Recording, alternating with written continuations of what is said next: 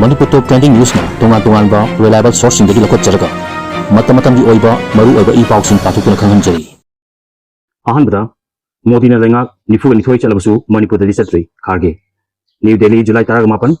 tha asigi kunga mathoi dagi parliament ki nongjomi hum hawgada numit ini khakta ngarak labu matamda Rajya Sabha da opposition leader su oiriba Congress President Malik Arjun Kharge na Manipur ki matangda Prime Minister Narendra Modi da konsintuna amuksu chaisilakre Karnataka gi Mahisu da ngasi pangthokiba yam gi tharam amada mahakna Narendra Modi na leipak nifu ni thoi da chalabasu haugi paw irang mayok ngariba Manipur da nongma pawa chatri haina maral sikre wapam asi phangdok aduna Manipur gi wathok asi union lenga na karamba phirum da leibano hangladuna karigumba BJP amasung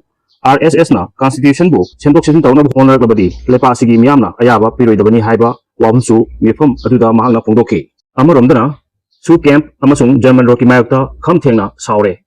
Foothills Naga Coordination Committee na matam katna lambi thingkre July 18 May 2023 dagi hawrlaga hawji phawda warashin purtriba Manipur gi tamthirba lal asigi chairakta Kuki Zona Chochanpur dagi Kangrupi phawba gi markta lenga gi ayaba yaugdana German Tiger Road haina mingthonduna Naga sing taba lamsing phawduna lambi senthilakpa amasung furup asina hundariba mahum singda Kuki Jo milten singi su camp sing leherakpa yauna paksana opi pambi sing thari hairaduna Hong sing asibu yaning bhongdokuna mangjongna lauthoki bagi matung ina Foothills Naga Coordination Committee FNCC na ngarang ahing nong yaidagi Manipur gi naga tabang humsingda lambi sing matam katna thingjin bagi khongjang changsinkhre khongjang asigi manungsana ngasi ayuk anganbada FNCC ka khusamaduna tongan naga tabang humsingda leiba lambi sing thingjinki khongjang changsin khiba singna thingjin ba lambi singda Ukijo gi miyoi sing lakpra haiduna phawa check tawki ngasi phawbi oina akan ba khongjang changsin khiba humsingi manungda All Kasa Road hairaga su khanglaiba tongjai maril paringi Dolang Chiru Tupul dagi none phawgi lambi amadi Lungsai Hopum Road yauna makhan labi singbada yamlaba naga nupi sing yauna miyam hawtuna lambi thingbi khongjang changsinki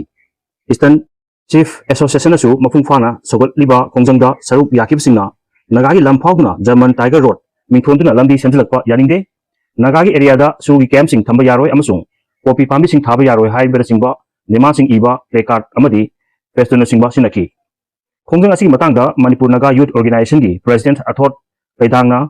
Pawmi singda phongdokibada Maihorol dagi hauna naga singi oina leklaba lamgi sarukta German Tiger Road haiduna maming thonjilaga ukilal hoba leader singi mingda semjilakliba lambi asi Manipur pumbabu singnabani aduga makhogi sugi camp sing su naga area da thamba yaroi haiki demand ani si khaktanatana naga gi area da popi pambi sing makhatana thaba yaroi haibaga loinana khongjang asida jingkhongching yada leiba tampaki miyoi singasu sabatpiu hairakli masagi yumda hongjinba yargadaba IDP sing aikoina mang thadana yum phawba tingani Deputy Commissioner Rajkumar July 18 Manipur ta thulib irangna maram oiraga lanjinartuna relief camp singda leiba IDP sing gi awaba lenga su khangi hairaduna lenga ki maikai dagi IDP sing bu masa masa gi yumda hanjinduna lehnaba district ki SD singna field da tatuna mohsa masa masa gi yumda handuna lehnaba district ki SD singna field da tatuna mohsa gumna mi leiba yagadra natraga Yaroidaba yumsing kupna yengshili amasung hanjindan leiba yagadaba mahumsing khandolong matungda aikoina mang thaduna IDP sing bo yum phawba thingani haina Imphal West ki Deputy Commissioner Manglambam Rajkumar phongdokre wapam asi ngasi Imphal West District ki Khurkhulda Lanjelak riba singbu changjapam pirakliba mandap yumpham relief camp ta National Legal Services Authority gi makhada Manipur State Legal Services Authority na sinduna relief camp ta lerakliba miyoi singda POCSO Act amasung Domestic Violence ki Act ki makhada punna wakhal taminanabagi damak nongmagi oiba legal aids and awareness campaign pangthokpada saruk yaraduna DC na phungdokibani mahakna hai SDC na hojik chathariba field visit asida karigumba mahuksagumna hanjinduna leibada khudong charoidaba yumsing oirabadi madugumba yumsing aduda legadaba IDP singi oina tongan na shelter housing saduna lehenaba thorang tauri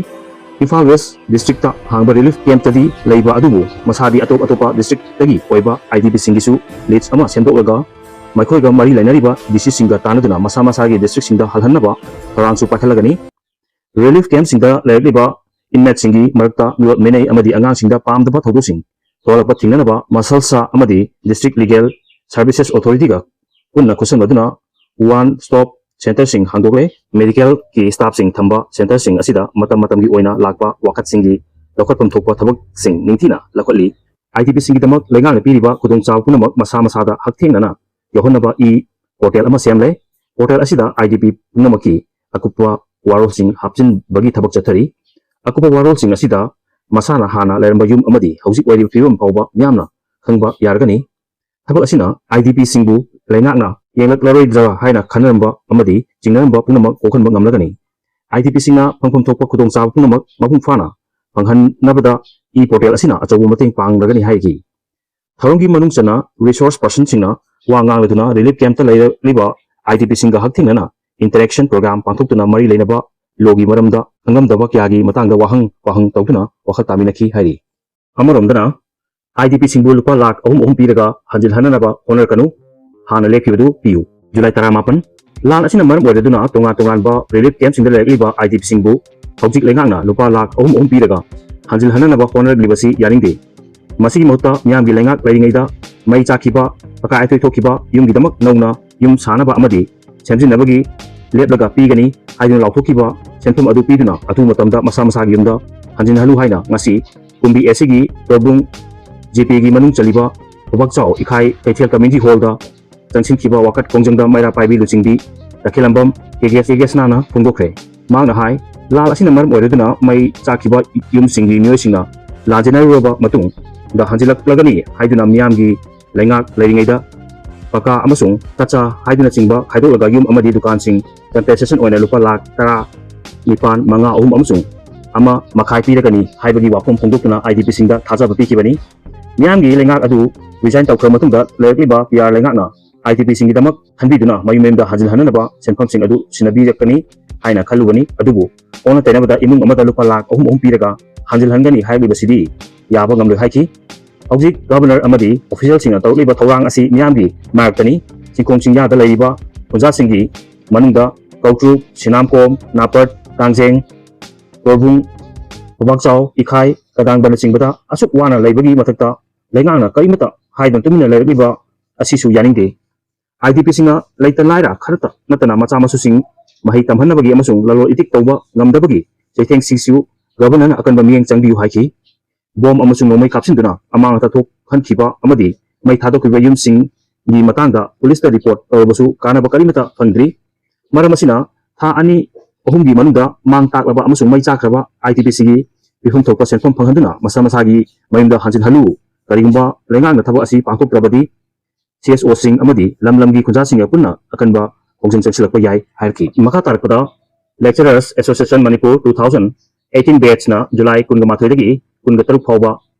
pen down strike चंगसिंगदौरी जुलाई 18 कुमचा 2019 दगी अखोबु government higher secondary school सिंगी contract lecturer ओइना लेंगांगना appointment पीखिबनी अदुगा जनवरी 9 2022 दा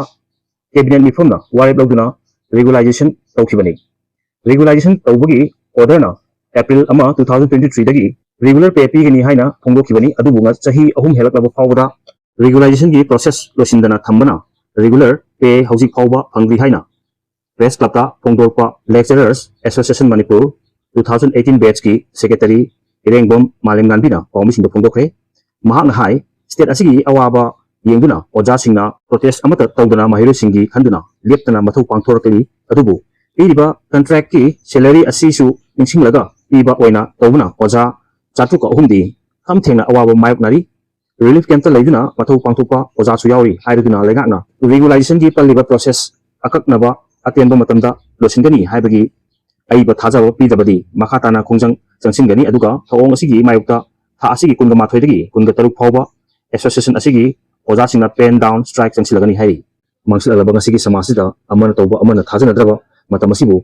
खर मखै चुनथोकनबा अमदी मी अमना अफबा तबक तौदा येखाइ थिंगाइबा वाइकुई कल्चर असि मैते सोसाइटी दगी मुथरसि हाइबगी वाखलोंदा शेयर तौजबा वीडियो क्लिपिंग मचा अमनी मसिबु आइना फेसबुक तगी लखचरगा अमुक शेयर तौजरी कार्टिसी असि ओजा सरानदा अमदी थाखललिबा फेसबुक पेज दा तौजरी राशि यम यावदबा कभी लेना कोइना लोइ तहनिबा BJP की सही सौरेना वाई BJP रो सिना याम खंगनि सही हो मतमदसु आइना भोट कान रो BJP म्याम दो सही सौरिया कोइ म्याम नो म्याम थादरा कागि नत्रो चला ngang सिंग करि प्र नुंगाइ तो हाइता कोइना गनो कोइ सही सपनि कइनो सही सपि हाइता सक तान कइनो कोइ हाइरगा पैसा की याम खले पैसा तान दे का हिंगोरी की मीसे चलो यार ถ่ายแล้วก็ไปใช้ยันตาเลสไปใช้เงี้ยต้องคันลีกันไปใช้ต้องคิดตั้งตานจะเป็นตัวตานจะดีก็ได้ได้นู่นเฮ้นู่นปีเราเนี่ยค่อยด่านู่นตัวปีเราเราไม่มาเต็งชิวอยู่เราน่ะคนนั้นก็ตานนี่กันเนาะเลี้ยงหนึ่งที่ตานเดียวนะคุณใช้ชาวเรนัส BJP ใช้ชาวลูกกันรวยใครตัวกี่ตามลานนกตัวเลยท้ายเลยตัวนี้ใครก็ต้องไปหาไอ้กี่ตัวช่วยเยี่ยงมาตั้งมาทำประจันมาโคตรหายไปไอ้ตัวพาร์ทก็หายจะหลับตัวบางอย่างข้างนอกตัวไปได้เช่นนั้นดีคนนั้น BJP ใช่นะ BJP ตัวการเงินเราโน้มมันพัฒนาการนั่นตัวแต่ว่าก็ยังใช่กี่ทำที่มันนี่ก็ยังกระทายนั่นว่าคนนั้นตัวนี้ตัวไลฟ์ตัวก็เลยยังคนนั้นการนั่นจะสนุกงานคนนั้นการนั่นจะสนุกน้องแต่คนนั้นที่วงจ้าไปทางกระเป๋าว่าที่วันนี้มีทางกระเป๋ามีกี่โฟโต้สิ่งผมจะเลยทางกระเป๋าคนน่ะไอ้ทางกระเป๋ากันเต้นสิ่งที่ยังงการนั่นแต่ว่าก็ยาวเกินอ่ะวิชาอยู่ห้อยแม่อันกูดมอร์นิ่งวิสต์ตัวเขาไปกี่โฟโต้ถ่ายกันมาดิไกลกันนะเก๋มาส่งจ้าแต่ว่างานพี่จ้าแม่งโฟโต้ผมจะแล้วก็ถ่ายกันไปเปลี่ยนงานแล้วดูได้ให้ตัวนั้นหน่อย BJP นะโวยกาอยู่ที่มือแม่ตัวเล่นน้อยดูได้ให้ตัวนั้นไปจ้าโลจินน้ำปลาเลยนะยังขั้นเลยเดียวมั้งไอ้นั่นเนี่ยกันมาหกตัวกันเนี่ยกันเตียนเชื่อมแบบมีกี่กันตัวก็เชื่อมแบบสิ่งเอ๊ะกันมาวนมาประมาณนั้นเลยดีป่ะใช่ฉันก็เลยตัวกี่มีกี่พิกเซอร์กับครับกันก็โลเคชั่นตัวก็ทักกันแล้วก็ชากีกันตัวยังมาสิได้เอ็กตัวตัวไปมั้งขั้นเลยเนี่ยคุยแล้วมั้ยกันไม่ต้องสิเกนหายตัวเองก็สิดิตานนั่นดีกว่าจุกันไม่เนี่ยทิ้งสิเกไรที่เลยเต็มอยู่แบบเมื่อกี้กุชินี่แล้วเคนเจลอดีชุ่มกายก็ต้องเลยดีง่ายดิตันจามะไม่ใช่ก็ต้องชาวหนึ่งใบแต่เขาอายุมันตาตัวสามสายกี่การนั้นแบบทำตัวเราไม่มีคนที่คอมเมนต์ปีบเสร็จอันตรายปีบกังกูเขาเลยจังรูปโปรไฟล์อย่างนั้นนะ follower 0เลยบะคอมเมนต์ปีนั้นมันตั้งอวยบะแล้วชุ่มนั่นตั้งปีแต่บะคอมเมนต์ใช่ไหมเลยยังไงอยากกี่ร้อยบาทตัวก็น้องอาการตาคอมเตอร์ตัวนั้นบะสำนักแต่หมายถึงวิดีโอกับท้าวจะกู้เข้าไปมาจะกู้หนุ่มไปไกลกินหน่อยสิว่ารวยเลยก็น้องมันต้องทีบตัวให้ปั๊มมาอยากกี่ร้อยคนละไอ้มันเย็นมานะบะคนนะบะมันไม่ยังกันเลยมันไม่ยังกันมานะพาวิมานะพาวดีมากับกันไอเฮลี่ใครตัววิมาสินปีสินะดูตัววิอะตุ้มให้ตัวเลยตะโก้เห็นแล้วนี่คนนี้มานะจักกู้มันทำมันนี่ป้าจักกู้มันทำมันนี่การีหันวัดการีตะเท้าหันวัดป้าสามสิบนี่พิวตัวนี่พิวแล้วก็พาวสารนี่อะไรไลน์นะก็คนนั้นก็สมัยโอ้ยได้ใช่ไลน์นะก็โอ้ยได้ปุ่นิ่งมาถ้าได้ใช่คลาสก็ขายให้หรอแต่โอ้ยได้ปุ่นิ่งมาเลยใช่กี่อันโน่1989 dah kita kongga tambah orang ini kau 89 dah. Aduh kita matung dah pola pangang sing dah bawa kain tanah. Arai benar tin he. Yang lain apa tahu terus ya betul nak kan mana ni. Cuma ai kita ngang kalau kita nak kan mana dah sem. Tapi masa tak tahu macam mana ya. Oi luar nama tin nanti kau nak je. Kadang kadang sebab cendera ban ban ba. Cuma tu yau apa sih ni. Yang yang shonda baita. Tahu orang kita nak kalau pasal yau. Kai itu tu dah. Dah yang thasa video ni dah. Saat lagi kan tahu lah. Ai nak sebab tahu kita ngang tahu kita kena nanti bisa kiam lau gitu. Ai kan mesti nak sebab hal sing. Ai bukan thasa ni bahasa sing dia kadang kadang lau betul kan. Yang mau batu. Ông nên tàu thì tàu đấy kìa, mà mang đi ăn tan nó là mình cái mình đi nhau sự tình một cái tàu cái mà tiếng bằng biểu nè, ở đó quan là khơi cả là mình cái sự mà tiếng bằng ba mình muốn để cho bây giờ lâu từ lâu ba, ở đó thì bàn tiền nè, đồ đây lâu gì tiền, nói, em nghĩ ra ba, ở đây làm đâu thật là biết đâu vậy nè, artist nó phải first priority này VIP đấy cô, recognition năm sang mà sắc tạp con sang mà cái nào nó mà IS này, ở đây chắc cũng phải chẳng gì, people recognize us as soon as possible, ở đó mấy u đó, cái là cái nào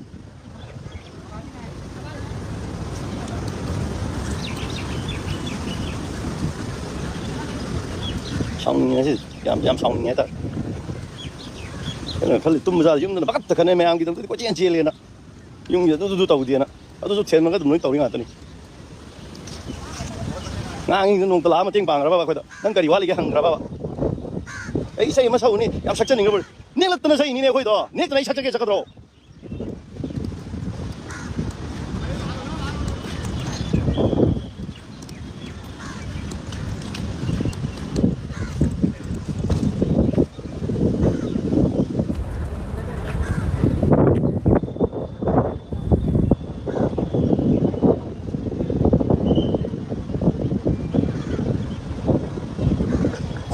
มีมันมีตัวเสียก็สุดท้ายนั่นแหละดีกว่าอันนี้เชื่อมต่อรวยน้ำพายเราตัวกันนี่หายหมดเลยด้วยเชื่อมต่อเนี่ยไม่ตันใจไปแต่หายโอจ้าต้องเลยตากปีคลาส9จริงยังงั้นเลยใช่ตักเฉลปีหายตัวที่หายใจข้างเดียวกันหน่อย ꯑꯩ ꯏꯁꯩ class ꯐꯖꯅ ꯌꯥꯎꯗꯦ ꯍꯩꯇꯦ ꯀꯩꯅꯣ ꯍꯩꯇꯁꯨ ꯑꯩꯅ ꯂꯩꯔꯤꯕ ꯑꯦꯛꯁꯄꯤꯔꯤꯌꯦꯟꯁꯇꯤ ꯃꯣꯏꯗ ꯂꯩꯔꯕꯣ ꯉꯥꯡꯅꯤꯡꯗꯦꯗ ꯌꯥꯝ ꯁꯨꯃꯥꯏꯅ ꯉꯥꯡꯕꯁꯦ ꯁꯣꯁꯦꯜ ꯃꯦꯗꯤꯌꯥꯗ ꯉꯥꯡꯉꯣꯏꯒꯦꯅ ꯈꯟꯕꯅꯦ ꯏꯁꯥ ꯑꯃꯃꯝꯇꯪ ꯋꯥꯔꯤ ꯁꯥꯕꯗꯗꯤ ꯂꯣꯏꯅ ꯋꯥꯈꯜ ꯇꯥꯏ ꯄꯨꯟꯁꯤꯜꯂꯀꯥꯟꯗꯗꯤ ꯃꯣꯠꯂꯦ ꯑꯗꯨ ꯇꯥꯔꯦ ꯑꯩꯈꯣꯏ ꯌꯥꯔꯦ ꯁꯨꯡꯇꯧ ꯇꯧꯔꯣꯏ ꯑꯗꯨꯒ ꯇꯧꯔꯦꯗ ꯖꯥꯖꯥ ꯉꯥꯡꯉꯤ ꯇꯧꯗ꯭ꯔꯦꯗꯅ ꯀꯥꯏ ꯆꯠꯈ꯭ꯔꯦ ꯍꯥꯏꯅꯤ ꯃꯣꯏꯅ ꯊꯥꯕꯤꯕꯩ ꯇꯥꯏꯞꯇ ꯇꯧꯔꯁꯨ ꯉꯥꯡꯉꯤ ꯇꯧꯗ꯭ꯔꯁꯨ ꯉꯥꯡꯉꯤ ꯒ꯭ꯌꯥꯟ ꯇꯥꯗꯦꯕ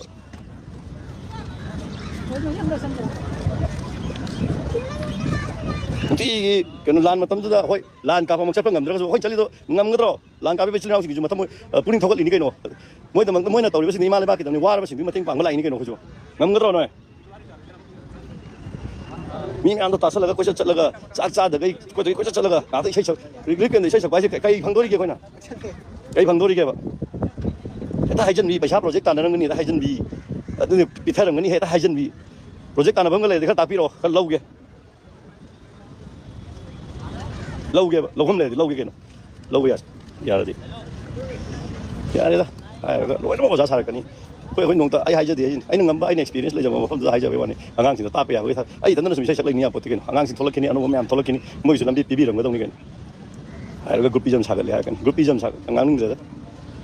ꯁꯥꯒꯠꯂꯛꯏꯗꯣ ꯀꯩꯒꯤꯅꯣꯗꯣ ꯁꯥꯒꯠꯂꯤꯁꯦ ꯑꯩꯒꯤ ꯇꯧꯔꯛꯏꯁꯦ ꯀꯔꯤꯒꯤꯅꯣꯗꯣ ꯁꯨꯡꯊꯣꯛꯇꯤ ꯊꯣꯛꯂꯛꯇꯅ ꯍꯥꯏꯅ ꯂꯩꯒꯗ꯭ꯔꯣ ꯊꯣꯛꯄꯤꯔꯛꯎ ꯃꯌꯥꯝꯒꯤ ꯃꯇꯦꯡ ꯄꯥꯡꯉꯨꯁꯦꯅ ꯍꯥꯏꯒꯗ꯭ꯔꯕ ꯍꯧꯒꯗ꯭ꯔꯣꯏꯅ ꯑꯩꯒꯤꯗ ꯆꯠꯂꯤ ꯃꯌꯥꯝꯗꯣ ꯃꯁꯥ ꯃꯁꯥꯅꯅꯦ ꯇꯧꯁꯤꯗ ꯍꯥꯏꯅ ꯊꯣꯛꯂꯛꯄ ꯉꯥꯛꯇꯅꯤ ꯑꯇꯩ ꯀꯧꯕ ꯂꯩꯒꯗ꯭ꯔꯥ ꯅꯪ ꯌꯥꯎꯔꯨ ꯂꯥꯎ ꯅꯪ ꯑꯝꯇ ꯌꯥꯎꯕꯤ ꯂꯥꯎ ꯀꯧꯒꯗ꯭ꯔꯣ ꯀꯥꯟꯗ ꯋꯥꯅꯤ ꯍꯥꯏꯔꯒ ꯌꯥꯝꯅ ꯇꯝꯁꯤꯜꯂꯨꯔꯒ ꯁꯤꯖꯤꯟꯅꯐꯝ ꯈꯪꯗꯕꯒꯤ ꯇꯥꯏꯞ ꯇꯧꯔꯨꯅꯤ ꯈꯔꯁꯨ ꯈꯥꯏꯗꯣꯛꯅꯗꯣ ꯋꯥꯈꯜꯁꯦ ꯈꯔ ꯈꯜꯂꯣ ꯁꯨꯡꯈꯟ ꯈꯟꯗꯕꯗꯧꯅꯒ ꯑꯩꯈꯣꯏꯁꯦ ꯀꯩꯝꯇ ꯇꯧꯗꯦ ꯏꯁꯩ ꯈꯔ ꯁꯛꯑꯒ ꯁꯤꯃꯥ ꯀꯨꯝꯃꯤꯕ ꯏꯁꯩꯗꯣ ꯍꯦꯛꯇ ꯁꯛ ꯌꯥꯕ꯭ꯔꯥꯅꯦ ꯗꯦꯜꯂꯤꯗ ꯂꯩ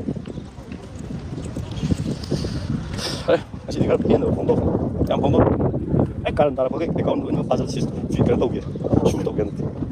ꯁꯦꯔꯥꯟ ꯇꯨꯔꯥꯟ ꯉꯥꯡꯕꯗ ꯃꯤ ꯑꯩꯈꯣꯏꯗꯗ ꯅꯠꯇꯦ ꯃꯤꯉꯣꯟꯗꯁꯨ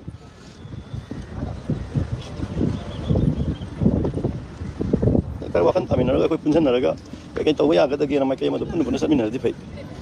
ꯑꯃꯅ ꯆꯠꯅꯤ ꯑꯃꯅ ꯍꯨꯟꯖꯤꯜꯂꯛꯀꯅꯤ ꯑꯃꯅ ꯆꯠꯅꯤ ꯑꯃꯅ ꯍꯨꯟꯖꯤꯜꯂꯛꯀꯅꯤ ꯃꯌꯥꯝꯒꯤ ꯊꯕꯛ ꯈꯤꯇꯪ ꯆꯠꯂꯦ ꯕꯣꯜ ꯂꯦꯞꯇꯣꯔꯦ ꯍꯥꯏꯒꯅꯤ ꯅꯣꯏ ꯃꯌꯥꯝ ꯆꯪ ꯂꯦꯞꯍꯟꯗꯣꯏꯅꯤ ꯕꯣꯜꯁꯤꯁꯨ ꯕꯣꯜ ꯀꯩꯝ ꯈꯟꯖꯗꯕꯅꯤ ꯅꯣꯏ ꯃꯌꯥꯝ ꯆꯪ ꯂꯦꯞꯍꯟꯗꯣꯏꯅꯦꯕ ꯆꯀ ꯉꯥꯡꯕꯗꯒꯤ ꯇꯧꯗꯣꯏꯗꯤ ꯇꯧꯔꯒꯦꯗꯣ ꯌꯧꯔꯛꯀꯗꯣꯏꯅꯦꯕ ꯑꯗꯨꯗꯤ ꯀꯩꯅꯣꯝꯃ ꯃꯤ ꯑꯍꯜ ꯂꯃꯟꯒꯤ ꯃꯇꯦꯡ ꯄꯥꯡꯈ꯭ꯔꯦ ꯕꯣꯜ ꯂꯦꯞꯄꯝꯗꯥꯏ ꯇꯧꯔꯤꯅꯤ ꯕꯣꯜ ꯂꯦꯞꯇꯣꯏ ꯇꯧꯔꯤꯅꯤ ꯑꯥꯔꯇꯤꯁꯁꯤꯡ ꯕꯣꯜ ꯌꯥꯝꯅꯦ ꯃꯌꯥꯝꯅ ꯍꯥꯏꯁꯤꯅꯤ ꯅꯁꯥ ꯅꯁꯥꯒꯤꯗꯣ ꯆꯥꯎꯈꯠꯅꯕ ꯇꯧꯕ ꯅꯁꯥ ꯅꯁꯥꯒꯤ ꯊꯕꯛ ꯍꯦꯟꯅ ꯗꯦꯕꯂꯞꯃꯦꯟ ꯂꯩꯅꯕ ꯇꯧ ꯆꯥꯎꯈꯠꯅꯕ ꯇꯧ ꯋꯥꯗꯅ ꯍꯣꯠꯅꯧ ꯃꯌꯥꯝꯒꯤ ꯁꯕꯛ ꯇꯧꯒꯦꯅ ꯈꯜꯂꯣ ꯋꯥꯊꯤ ꯉꯥꯡꯉꯒ ꯂꯥꯏꯛ ꯁꯦꯌꯔ ꯇꯧꯅꯤ ꯈꯜꯂꯣ ꯂꯣꯏꯁꯤꯜꯂꯛꯄꯗ ꯃꯅꯤꯄꯨꯔ ꯄꯣꯠꯀꯤ ꯅ꯭ꯌꯨꯁꯄꯨ ꯅꯨꯡꯁꯤꯕꯤꯗꯨꯅ ꯁꯤꯌꯔ ꯑꯃꯗꯤ ꯁꯕꯁꯀ꯭ꯔꯥꯏꯕ ꯇꯧꯕꯤꯔꯝꯕꯒꯤꯗꯃꯛꯇ ꯍꯥꯏꯅꯔꯤ ꯊꯥꯒꯠꯄ ꯐꯣꯡꯗꯣꯛꯆꯔꯤ ꯑꯃꯗꯤ ꯂꯤꯡ ꯀꯣꯏꯅ ꯃꯤꯌꯥꯝꯒꯤ ꯁꯦꯕꯥ ꯇꯧꯕ ꯉꯝꯕ ꯑꯣꯏꯖꯒꯦ ꯍꯥꯏꯖꯔꯤ